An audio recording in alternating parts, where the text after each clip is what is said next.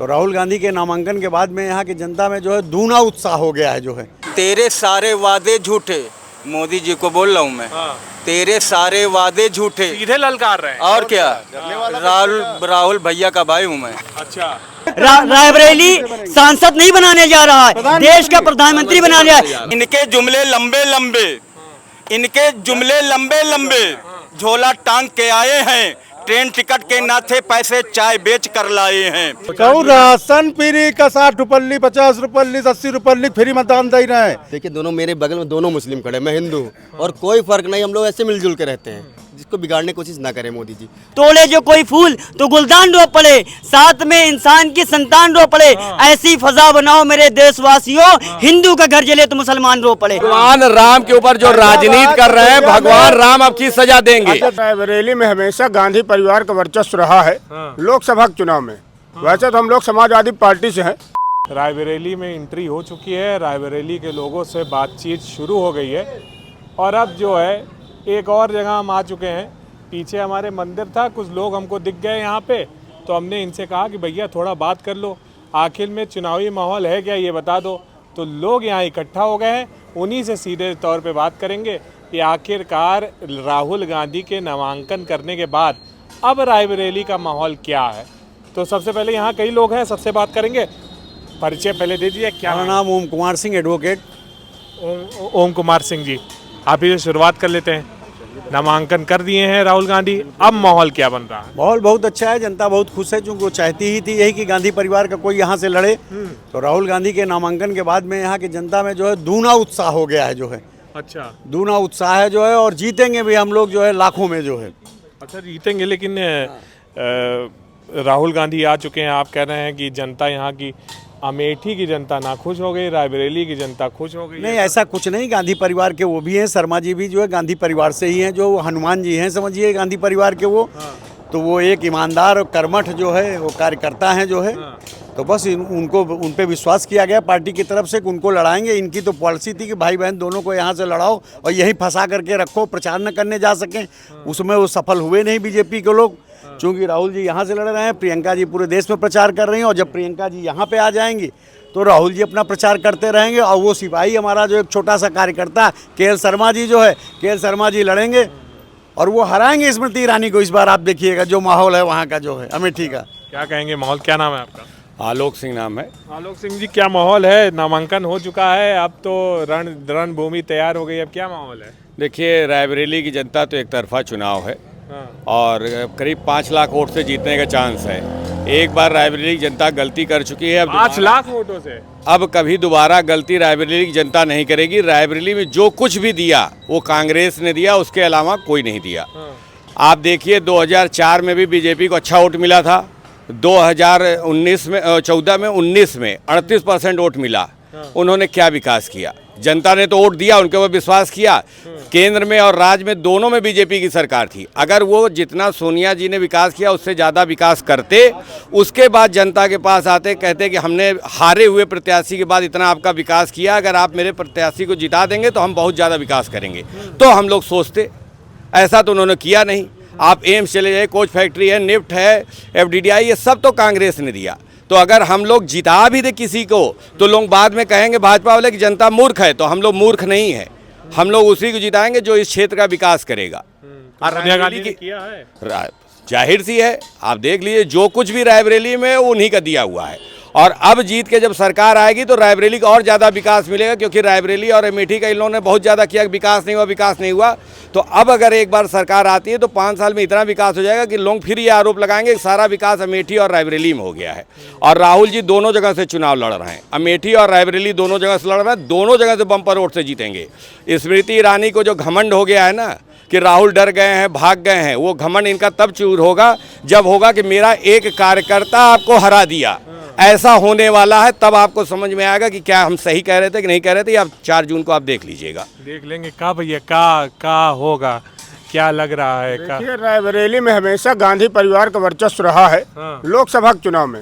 वैसे तो हम लोग समाजवादी पार्टी से हैं, विभव यादव एडवोकेट मेरा नाम है। और समाजवादी पार्टी के 4 विधायक हैं यहाँ पे। इंडिया गठबंधन को राष्ट्रीय नेतृत्व ने समर्थन दिया है और राहुल गांधी जी बड़े मार्जिन से चुनाव जीतने जा रहे हैं। इसका एक बड़ा रीजन और भी है, क्योंकि वर्तमान में जो यहाँ ये मंत्री जी हैं जिनको लोकसभा का टिकट दिया गया है, बड़े बड़े कांड करवा दिए उन्होंने। हरचंदपुर में गरीब किसानों की जमीनें चकबंदी प्रक्रिया में लाकर हड़पने का काम किया, सिर्फ लूटने का काम इन्होंने किया। और गांधी परिवार के अलावा रायबरेली में भाजपा भी 10 साल से देश में सरकार चला रही है, प्रदेश में भी है। एक बड़ा प्रोजेक्ट बता दे अगर रायबरेली में इन्होंने कोई भी बड़ा प्रोजेक्ट दिया हो तो। और जो कुछ भाजपा ने किया नहीं, ये बता कुछ नहीं किया है। क्या किया बताए ना, 10 सालों में क्या किया है आप बता दें, आपकी विकास बता किया दें है। कहा किया बताओ ना, हम तो बता रहे हैं हमारा किसका, आप भाजपा को बताए ना क्या किया। और राशन पहुंचा कहूँ राशन फ्री का 60 रुपये 50 रुपये 80 रुपये फ्री मतदान दे रहे हैं। अब मजबूरी है, पैसा ले नहीं रहे तो क्या करिए, राशन छोड़ दे कहो।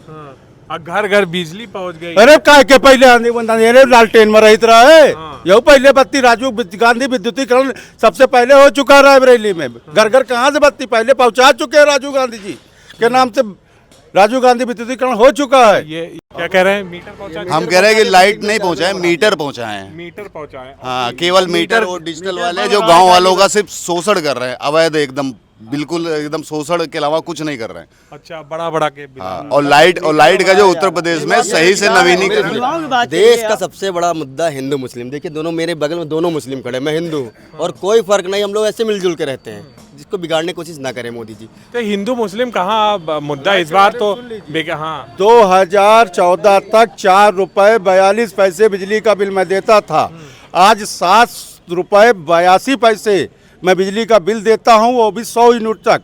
100 यूनिट जहां पार हुआ 10 रुपये 80 पैसे है, और जहां 200 यूनिट पार हुआ वहां 12 रुपए बिजली का बिल दे रहे हैं। अरे तो ये बताइए कि आखिरकार किसानों को किसान निधि मिल रही है, लोगों को पास सुनिए हमारी हाँ, सब्सिडी हटाकर वो किसान निधि दिया ही डायरेक्ट, वो आदमी को लग रहा है फ्री में मिल रहा है। नाम जो है केवल किसान निधि रखा गया है। जब ये हारने वाली स्थिति थी, जानवरों से परेशान थे, तो उन्होंने घूस दिया है, किसान घूस योजना वो है, और उसका सम्मान निधि नाम क्या दिया है। मोदी जी की नीयत सही नहीं है, इसलिए सारी नीतियां गलत बन रही हैं। उनके ऊपर से जनता का विश्वास एकदम खत्म हो चुका है। मोदी जी डीएपी की बोरी 45 किलो कर दी, जो 400 की मिलती थी 900 हजार की कर दी। तो ये सब मुद्दे थोड़ी ना, हिंदू मुसलमान राम मंदिर बना दिया ये मुद्दा नहीं है, राम मंदिर बना दिया ये मुद्दा नहीं है। मोदी जी ने पहले भी करते थे, हमारे यहाँ मंदिर है, हम उसकी पूजा नहीं करेंगे, वहाँ पहले करे चाहेंगे। अगर हम वहाँ इतना बड़ा मंदिर, वो कहते हैं कि मंदिर बनवाया सुप्रीम कोर्ट ने कि उन्होंने बनाया है। अरे लड़े तो वही नहीं, चंदा लेके दरवाजा तो राजीव गांधी मंदिर जानते हैं असलियत कौन बनाया है? वो जनता ने बनाया है। उनको मालूम चल गया था कि यदि मंदिर नहीं बनाएंगे तो हम चुनाव हार जाएंगे। जनता की आवाज, मंदिर बना दिया, चुनाव जीत गए। सबसे बड़ा मुद्दा है राम मंदिर के नाम पे जो करोड़ों का चंदा हिंदुस्तान ने लूट ली वहाँ पे। भगवान राम के ऊपर जो राजनीति कर रहे हैं, भगवान राम अब की सजा देंगे। घमंड क्या देंगे?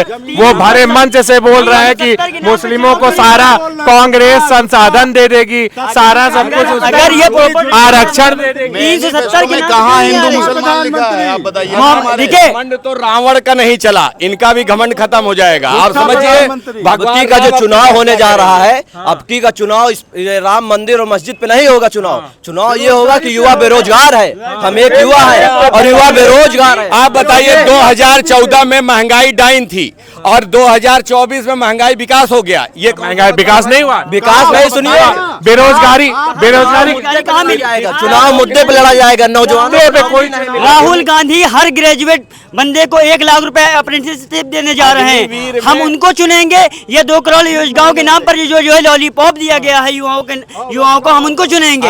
हिंदू मुस्लिम के नाम पर जो लड़वाने काम करे, मैं आपके माध्यम से एक बात कहना चाहता हूँ, तोड़े जो कोई फूल तो गुलदान रो पड़े, साथ में इंसान की संतान रो पड़े, ऐसी फजा बनाओ मेरे देशवासियों, हिंदू का घर जले तो मुसलमान रो पड़े। सिर्फ देश में भ्रम फैलाने का काम करते। आज अभी तक 400 पार चिल्ला रहे थे, जब 2 चरण के चुनाव हो गए तो 400 पार का फुहारा कहाँ चला गया? अब जो है आप जो है राहुल गांधी की बात कर रहे हैं, आपकी जुबान में शहजादा है, आपके पास कोई मर्यादा है? आप देश के प्रधानमंत्री हैं, आप किस तरीके से अभद्र भाषा में आप सोनिया गांधी जी तो पिछली बार राहुल गांधी अमेठी से हार गए थे, रायबरेली से कैसे जीते? रायबरेली भी उनका पुश्तैनी घर है और अमेठी भी पुश्तैनी घर है। पुश्तैनी घर ये स्मृति ईरानी कह रही है मेहमान थे, हारे नहीं है। एक मिनट सुन लीजिए, हारे स्मृति नहीं है ईरानी कह रही है मेहमान आए हैं और डरो, और नरेंद्र मोदी वहाँ का 40 साल का बेटा आया के.एल. शर्मा, 40 साल मेहनत की है, गली गली में लोग उसे जानते हैं के.एल. शर्मा जी को, हर एक आदमी अमेठी का के.एल. शर्मा जी को जानता है। वो कह रहे हैं डरो मत भागो मत, नरेंद्र मोदी कह दिए हैं डरो मत, और राहुल गांधी कहते हैं वो कहे भागो मत। असलियत शेर सुन लीजिए, बस इतना कहना है, बस इतना कहना है। प्रधानमंत्री रायबरेली से प्रधानमंत्री बनने जा रहा है, इसीलिए हरदम रायबरेली से ही प्रधानमंत्री बनता है। एक शेर सुन लीजिए हमसे, रायबरेली सांसद नहीं बनाने जा रहा है, देश का प्रधानमंत्री बनाने जा रहा है। बस इतना कहना है मुझको, देश के इन गद्दारों से, अमन प्यार के दुश्मन और नफरत के ठेकेदारों से कयामत तक रहेगा रायबरेली और हिंदुस्तान में आबाद। राहुल गांधी जिंदाबाद, प्रियंका गांधी जिंदाबाद। मोदी जी को मैं जवाब देना चाहता हूं कि 370 उनके लिए सबसे बढ़िया धारा थी जिसका उन्होंने कैश किया। अगर कैश करने का इतना ही शौक था तो कश्मीर से अपने 3 प्रत्याशी क्यों नहीं उतारे? डर कौन रहा है? और दूसरी बात, वंशवाद की जहां पर आप बात करें तो प्रियंका जी का एक सीधा सा मामला है कि अभी वो चुनाव नहीं लड़ना चाहती, वो पूरे देश में अपना प्रचार कर रही हैं। और दूसरी बात क्या, स्मृति ईरानी को स्मृति ईरानी को उनकी सही जगह दिखा दी है कांग्रेस ने। ये कांग्रेस का मास्टर स्ट्रोक है और 2.5 लाख से वहां पर चुनाव जीतने जा रहे हैं के.एल. शर्मा जी। देखिए, कड़वा कसेला माहौल कर दिया मुल्क का, नफरत का बीज दे दिया हर एक जुबान को, लालच के राजपाट में बर्बाद कर दिया इस देश को चाय वाले ने। तेरे सारे वादे झूठे, झूठी तेरी गारंटी है। तेरे सारे वादे झूठे, मोदी जी को बोल रहा हूँ मैं, तेरे सारे वादे झूठे। सीधे ललकार रहे हैं। और क्या, राहुल भैया का भाई हूँ मैं। अच्छा, और हर दिल में राहुल बसते हैं। मिले हैं आपसे? और नहीं होंगे यहाँ तक आते हैं। तेरी सारी बातें झूठी, झूठी तेरी गारंटी है, चीख चीख कर टंकी है। और आप बिजली की बात करते हैं, 10 पैसे में बिजली बेचे और 2 रुपया में लेते हैं। जिनको ये बिजली बेचे वो इनके बड़े चहेते हैं। अंबानी से यारी इनकी, उसको माला माल करे, 7 रुपया यूनिट बिजली फिर जनता को देते हैं, फिर जनता को देते हैं। और आपने बताया मोदी जी ने ये बनवा दिया, वो बनवा दिया। मैं तो कहता हूँ घंटा बनाया है, घंटा घर वाला, क्योंकि रोजगार यहाँ हर इंसान पढ़ा लिखा। रायबरेली में है घंटा घर एक, इसीलिए कह रहे हैं। मैं जानता हूँ आप डर रहे होंगे, आप डर रहे होंगे। हम नहीं डर रहे हैं, हम नहीं डर रहे हैं, डरेंगे नहीं, इसीलिए आपके पास कितने लोग खड़े हैं। और इधर लीजिए, की बात करिए, असली मुद्दा रोजगार है, युवा बेरोजगार है। मोदी जी 2 लाख नौकरियां, मोदी जी कहते हैं, नौकरियां कहाँ गई? जल्दी 2 लाख नौकरियां चाहिए, मोदी जी से कहिए 2 लाख नौकरी दें जल्दी जल्दी। मोदी जी कहते हैं कि पकौड़ा तलो, पढ़े लिखे नौजवानों से बोलते हैं पकौड़ा तलो। तो मैं बोलना चाहता हूँ, मोदी जी तुम मुझे सिखा दो पकौड़ा चाय बनाना, मैं रोड किनारे तलूं पकौड़ा, तुम चाय चाय चिल्लाना। मोदी जी तुम मुझे सिखा दो पकौड़ा चाय बनाना, मैं रोड किनारे तलूं पकौड़ा, तुम चाय चाय चिल्लाना। भविष्य देश के घूम रहे हैं मारे मारे सड़कों पर, वजीर हमारा बहरा है और राजा भी है काना, और राजा भी है काना। मोदी जी कहते हैं ना, मैं चाय बेचता था, ट्रेन से आया हूँ, टिकट के पैसे नहीं थे। इनके जुमले लंबे लंबे, इनके जुमले लंबे लंबे, झोला टांग के आए हैं, ट्रेन टिकट के ना थे पैसे, चाय बेच कर लाए हैं। 10 साल में छाटी सबकी, अब खुद की कल्लाए। राहुल जी ने दर्द दिया है, अब राहुल ही छाए हैं, अब राहुल ही छाए हैं। और मोदी जी जो मंच से बोलते हैं ना कि अमेठी से हमारे आदरणीय राहुल भैया डर के रायबरेली आ गए, तो मैं बोलना चाहता हूँ, अभी मध्य प्रदेश में चुनाव हुआ विधानसभा का, तो मोदी जी ने अपने सांसदों को, मंत्रियों को क्यों लड़ाया? क्योंकि एमपी में था गजब तमाशा, याद आ रही नानी, सांसद उनके लड़े विधायकी, शिवराज लड़े प्रधानी, शिलाजीत भी काम करे ना, मैन फोर्स भी लेते हैं, राहुल भैया के नाम से उनका बह जाता है पानी। ये डर है मेरे राहुल भैया का। और ये अजय पुरंदर बोल रहा है, नरेंद्र मोदी को राहुल गांधी से डर लगेगा? हाँ बिल्कुल बिल्कुल डर रहे हैं। क्यों डर लगेगा नरेंद्र मोदी को? 400 पार का नाम गिरने जा रहा है। हर भाषण में राहुल गांधी का ही नाम ले रहे हैं। मोदी जी की बौखलाहट बता रही है कि इस बार कांग्रेस पूर्ण बहुमत से आ रही। ये लग रहा है आपको? पूर्ण बहुमत से आ रही इंदिरा गठबंधन पूर्ण बहुमत भी लग रहा है। अंग्रेज भी कहते थे कि कभी नहीं जाएंगे, अंग्रेज भी कहते थे यहाँ से कभी नहीं जाएंगे, उनका भी सफाया हो गया। ऐसे होने जा रहा है, आत्महत्या करनी पड़ी थी, हिटलर को आत्महत्या करनी पड़ी थी। 5 गारंटी जो कांग्रेस की है ना, वो इनको जो है नस्तनाबूद कर देगी और ये भाजपा सरकार में कील ठोकने का काम करेगी। महिलाओं को 1 लाख रुपए जो सालाना कांग्रेस पार्टी और दे भी रही, कर्नाटक और हिमाचल में कांग्रेस की सरकार है, वहाँ पे महिलाओं को जो है तेलंगाना में भी मिल रहा है। रायबरेली की बात बताइए, रायबरेली की बात बताइए। रायबरेली में कम शब्दों में इतनी बात ये है कि रायबरेली में 5 लाख वोट पार राहुल गांधी जी यहाँ से चुनाव जीत कर जा रहे हैं। जीत रहे हैं। रायबरेली विकास की बात कर रहे हैं आप। रायबरेली में निगाहें आपकी जहाँ तक भी जाएं, वहाँ पे जो भी विकास हुआ हो कांग्रेस पार्टी ने किया। एक ईंट अगर किसी भी पार्टी ने रखा हो तो आप हमें बता दें, एक ईंट। मोदी जी ने अघोषित इमरजेंसी लगा रखी हुई है, जो उनके खिलाफ बोलेगा वो जेल चला जाएगा। मोदी जी के नाम का एक वॉशिंग मशीन बन गया, वो पूरे देश को मालूम है। उसमें दूसरी पार्टी का कोई भी आ जाएगा तो उसको धुल के वो राष्ट्रभक्त बना दे रहे हैं। ये मशीन जो युवा है वो सब जान रहा है। 2-2 करोड़ नौकरी की गारंटी लिए थे, वो नहीं दे पाए, अब नई गारंटी लेके आए हैं। पिछली गारंटी तो राहुल भी ले आए। क्या कहेंगे, राहुल गांधी जो गारंटी लेके आए उसका कुछ होगा? ये सत्ता के नशे में चूर लोगों को ये मालूम नहीं शायद आज के दौर में कि एक आंसू के आ जाने से भी सत्ता चली जाती है। तुमने देखा नहीं शायद लोगों की आंखों में समंदर हो जाना। और आज के दौर में, जिस दौर में इनकलाबी लोग युवा हो गए हैं, उसमें एक नेता, एक जननायक खड़ा होता है जो कश्मीर से कन्याकुमारी तक, उत्तर से दक्षिण तक, पूरब से पश्चिम तक, एक एक गांव, एक एक गली, एक एक मोहल्ले में जाकर एक एक मजलूम, एक एक लांछित, वांछित, उपेक्षित, शोषित, दलित, पीड़ित का दुख दर्द बांट रहा है।